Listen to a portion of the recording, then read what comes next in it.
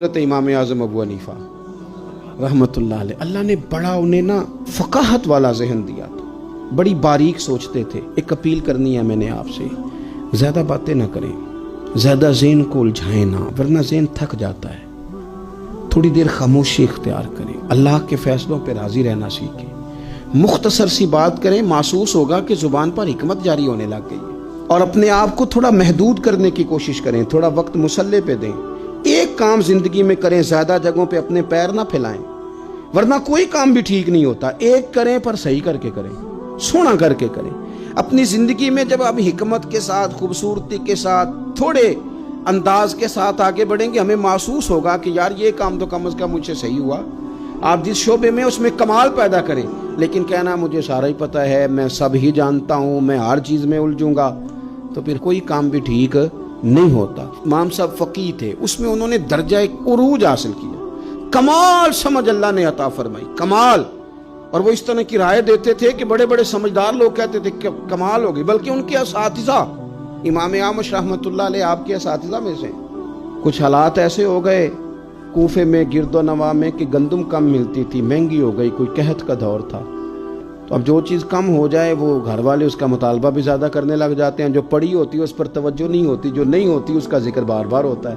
تو آپ کی اہلیہ روز کہتی آٹا ختم ہو گیا، اور روز تھیلا تما دیتی، آٹا لے آئے۔ اتنے بڑے عالم تھے، 2 4 5 دفعہ تو وہ گئے، پھر اب ہر جگہ سے ملتا بھی نہیں تھا، تو انہوں نے پھر تھمایا تھیلا، تو سمجھایا کہ نہ اتنا تنگ کرو، تھوڑا گزارا کرو، سب کے ساتھ ہی حالات ہیں۔ وہ پھر انہوں نے کہا تو غصہ بھی بندہ ہو جاتا ہے، تو غصے میں کئی دفعہ ہم ایسی بات بھی کرتے ہیں جو بعد میں ہمارا خیال ہوتا ہے کہ نہیں کہنی چاہیے تھی، یہ ذرا زیادہ ہو گئی یار، خود پچھتاوا ہوتا ہے، مانے چاہے نہ مانے، احساس ہوتا ہے کہ یہ جملہ تیز نکل گیا، نہیں کہنا چاہیے۔ تو امام صاحب اتنا ناراض ہوئے اپنی اہلیہ سے کہ کہنے لگے آج کے بعد تو نے تھیلا تھمایا نا آٹے والا، یا آٹے کا کہا تو تو یہ 3 طلاقیں، تو فارغ ہے میری طرف سے۔ بڑھاپا ہے، اتنی عمر ہے، اتنے سخت بات کہہ دی، اہلیہ رونے لگی۔ امام صاحب بھی پریشان ہو گئے، بعد میں انہوں نے پیغام دیا اب کرنا کیا ہے، کہنے لگے کچھ سوچتا ہوں۔ آپ کی اہلیہ کو پتا تھا کہ امام اعظم ان کے شاگرد ہیں، ہمارے بڑے فرما بردار ہیں۔ انہوں نے نا 1 2 دن کے بعد پیغام بھیجا کہ اب آٹا بھی ختم ہے، کہنا بھی ان کو ہی ہے، اور انہوں نے بڑی سخت بات کر دی ہے کہ اب کہا تو 3 طلاقیں۔ تو امام صاحب سے مسئلہ پوچھا کہ اب بتائیں کرنا کیا ہے، پیغام بھی انہی کو دینا ہے، شوہر بھی میرے یہی ہیں، پردہ دار عورت ہوں، کسی سے بات بھی نہیں کر سکتی، اور انہوں نے کہہ دیا اگر آٹے کا میسج دیا تو 3 طلاقیں۔ تو امام صاحب کہنے لگے میری استانی سے، میری اماں سے جا کے کہو، مشکل بات ہی کوئی نہیں، استاد جی کو کہنا نہیں آٹا لے آئیں، کوئی ضرورت نہیں، جب وہ سو رہے ہونا تو آٹے والا تھیلا ان کے کرتے سے باندھ دیں، اٹھیں گے تو خود ہی سمجھ آ جائے گی کہ آٹا گھر میں ختم ہے۔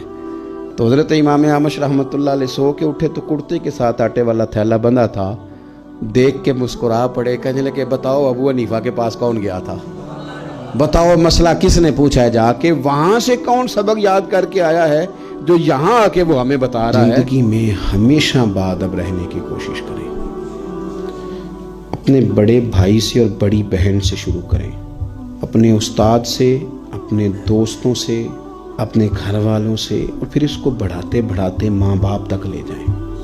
اپنے جملوں پر، اپنے لہجوں پر، اپنی نظروں پر تھوڑی سی پابندیاں لگائیں۔ یہ جو جملوں کے زخم ہے نا، یہ وقت گزرنے کے ساتھ ساتھ گہرے ہوتے جا رہے ہیں۔ گھر میں کبھی غربت بھی آئی جاتی ہے، کبھی کوئی آزمائش آ بھی جاتی ہے، لیکن حوصلہ مند وہ لوگ ہوتے ہیں جو اسے دلیری کے ساتھ ان آزمائشوں سے گزرتے ہیں۔ لیکن جو تلخ ہو جائیں، سخت باتیں کر دیں جو عمر بھر بھلائی نہ جا سکیں، وہ بوجھ چھوڑ جاتی ہیں طبیعتوں میں۔ ادب زندگی کا حسن ہے، تھوڑا سا جملے سوچ سمجھ کے ادا کریں، تھوڑا سا لفظوں پر غور کریں۔ آپ کبھی نبی پاک علیہ السلام کے غلاموں کی زندگیاں دیکھیں نا، تو حالات جس طرح کے بھی ہوتے تھے وہ باادبی رہتے تھے۔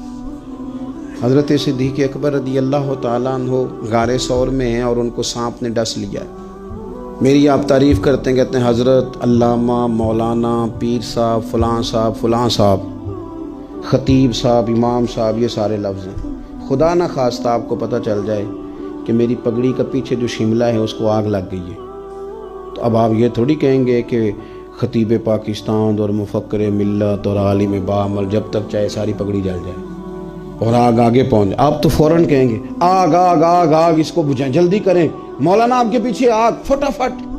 ایمرجنسی میں ادب تھوڑی قائم رہتا ہے۔ لیکن حضرت صدیق اکبر کے مقدس قدموں کو سانپ نے ڈس لیا ہے، اور اتنا زہر نے سرایت کی ہے کہ آنکھوں سے آنسو نکل آئے۔ حضور نے پوچھا کیا ہوا؟ فوراً کہنا چاہیے نا سانپ سانپ سانپ۔ اور میں تقریر کر رہا ہوں، آپ سن رہے ہیں، سانپ کی تو ایک ہیبت ہے، وہ تو ایسے پتہ چل جائے نا کسی کو، آپ بتا دیں کہ آج گھر میں میری نظر سے سانپ گزرا ہے، تو بہت سارے لوگ آرام سے سو نہیں پاتے چارپائی پہ، کہیں آ نہ جائے۔ تو کہنا تو چاہیے تھا نا سانپ سانپ سانپ، یہ لفظ ادا کرنے چاہیے تھے۔ لیکن جب حضور نے پوچھا نا کیا ہوا، تو سانپ سانپ نہیں کہا، بلکہ کیا کہا؟ کہنے لگے فدا کا ابی و امی یا رسول اللہ، میری ماں بھی قربان ہو جائے، میرا باپ بھی قربان ہو جائے۔ حضور وہ پیروں کو سانپ نے ڈس لیا۔ ابو بکر اس ایمرجنسی میں بھی آداب آپ کو اتنے یاد ہیں، اے صدیق اکبر یہاں بھی۔ تو ان لوگوں نے ہمیں بتایا کہ حالات جس طرح کے بھی ہوں، ادب والے ہی ہوتے ہیں۔